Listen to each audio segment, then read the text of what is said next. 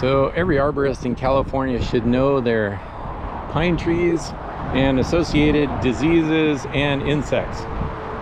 So forgive the background highway noise here, but I just saw this great example. So let's do some investigation. We obviously have a sick pine tree. This is a Monterey pine, Pinus radiata, and half the tree is dead. So let's take a look at what's going on. All right, the first thing I see here is beetle frass. So we've got a lot of frass around the base of this tree, caused by most likely Ips paraconfucius beetle. And here's another common beetle as well. This is sap tubes from red turpentine beetle.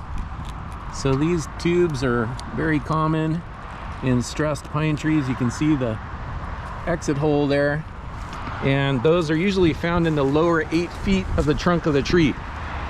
So you'll often find those down low on the tree, and those are not usually fatal to the tree. They're very easy to treat with an injection pesticide. But the one you want to watch out for are the bark beetles, which are Ips paraconfucius. They are not the same as the western bark beetle, which is killing a lot of the ponderosa pine, for example, up in the Sierras. So up here you can see another red turpentine beetle attack. And let's see if we can see some Ips bark beetles. So this is much larger than an Ips hole. Typically they're much smaller and can be seen in the galleries under the bark. That is not a gallery from a Ips beetle. That is more likely from a flathead borer. Flathead borers are more of a decomposing beetle, not the original problems. So why did this tree get stressed? Maybe because the irrigation was cut off, leading to bark beetle attack. Maybe because of very hot days and inadequate water supply. But this tree obviously has been attacked by a number of bark beetles and needs to be injected right away in order to save it. Ornamental pear, fire blight, pretty obvious. Here is a typical case of fire blight. You can see somebody's been trying to prune this out for some time, but you can see the dead tips here, and we might even be able to find some cankers on these stems. Fire blight is very common on fruit trees here in California, and it's very noticeable by the amount of dead tips and oozy, sappy cankers that also result from it. And I don't see any cankers at the moment. Oh, there's one there. Well, that one's not super sappy, but yeah, this tree also has looks like a mechanical injury from some point in time. It knocked all the bark off that one side and is trying to callus over. All right, tree people, this is another pear tree.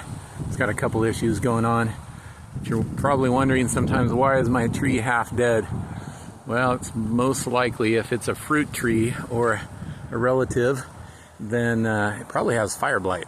So this is a tree with fire blight. You can see that this whole branch I just cut off is dead. End of this guy is dead. Oftentimes you'll see flagging in the crown beforehand where the branch tips are dead or dying back, and that is most often fire blight. In addition to fire blight, this tree has mistletoe in it. So you see that big clump right up in there. That is mistletoe growing on the branch of this ornamental pear parasite. So with fire blight, there is no cure for it. The best thing to do is to disinfect your tools between pruning cuts with Lysol type of disinfectant or a mixture of 10% bleach. Yeah, don't spread it from tree to tree. This is mistletoe on ornamental pear, flowering pear. And you can see this guy right here has parasitized this branch and is growing into the cambium layer sucking the life out of this tree. So that's no good. Mistletoe's a parasite, but great for Christmas.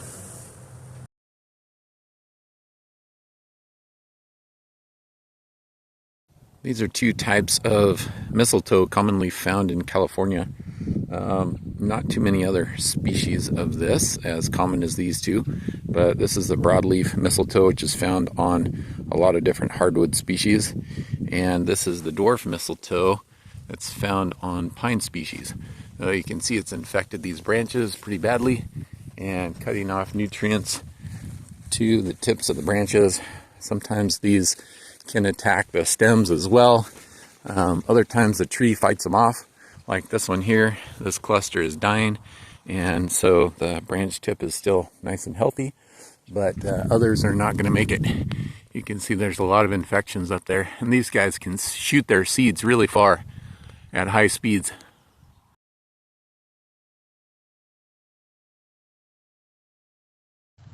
Hello again, tree people. It's a beautiful day here, May 17th. And unfortunately, we had to remove this little coast live oak tree right here over this gas line. And the problem was not that it was over a gas line.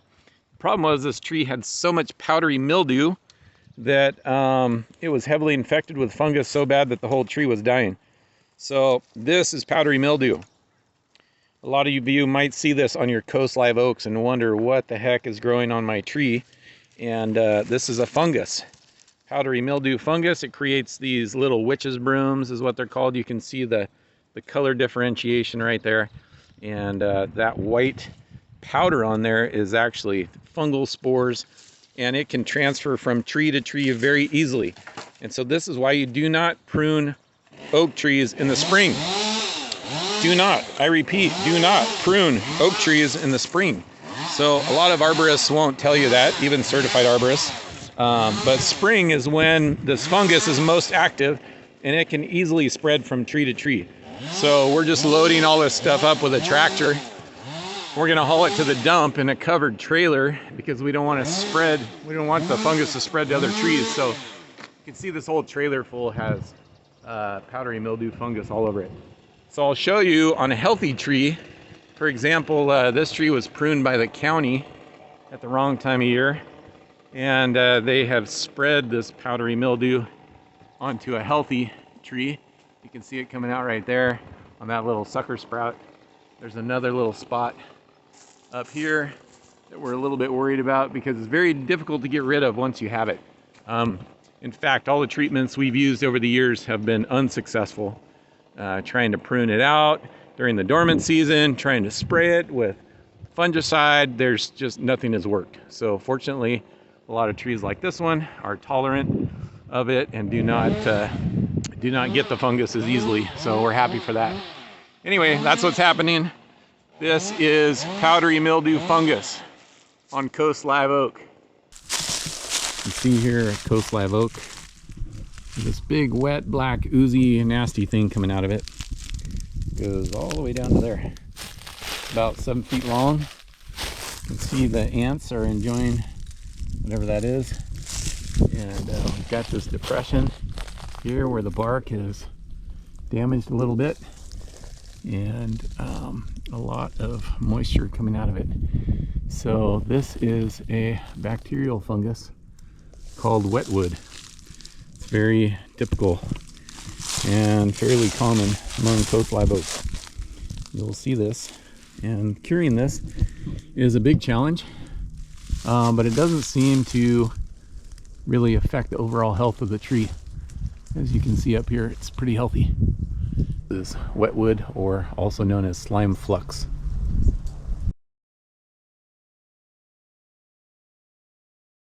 But here's the problem. Look at all the beetle attack on this tree. This thing's got all kinds of new wounds, old wounds. This tree is fighting for its life. Look at this, is just really bad. Serious infections all over, all the way around this tree trunk. And this tree's been pushing on the beams and structural parts of the building for a really long time. Look at how that one is been squeezed over that big floor truss or whatever it is. A little slime flux coming out of that old cut. So the tree's probably hollow down in there for quite a ways. Who knows how deep that cavity goes? It could go pretty far. So more and more beetle activity. So what we're going to do is inject this guy with insecticide and see if we can preserve the life of this tree and get it back in good shape. So this tree has been nicely pruned, heavily pruned, a lot of big cuts, properly made out on the tips, reducing the end weight, dead wood's out of it, branches are lifted up and away from the roof line of this building, commercial building, but we got problems down here. First of all, we got lawn in the root system. That's a big no-no for an oak tree in California. Second of all, we've got decay at the base. Third of all, we have concrete and impervious surfaces. We have excavation around the root system in the past. And look what's happening here. We've got one cavity on this side of the tree with definite decay under there. And on this side of the tree, we have another big section of decay as well, where this wood is just crumbling and falling apart. And lucky for us, also saw this big white mushroom right here. Is most likely oak root fungus.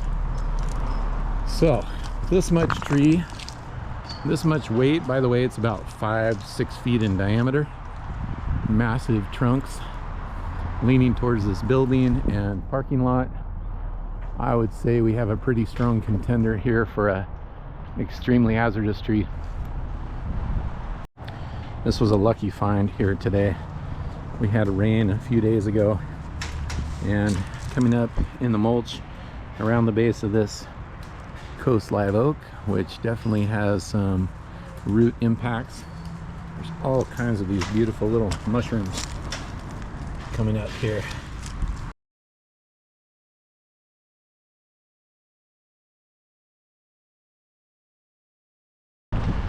Or jack-o'-lantern fungus, they're called sometimes. These bright orange caps. You can see those guys. Beautiful, probably very toxic. Don't eat them. This coast live oak was severely impacted when they did this parking lot, curb, gutter, all that. So this guy's hanging in there, but not doing too great. You can see that cavity all the way through that trunk. It's a pretty good sign that this tree is hollow. Oh yeah, look at this decay on the backside. This tree needs to come out pretty soon.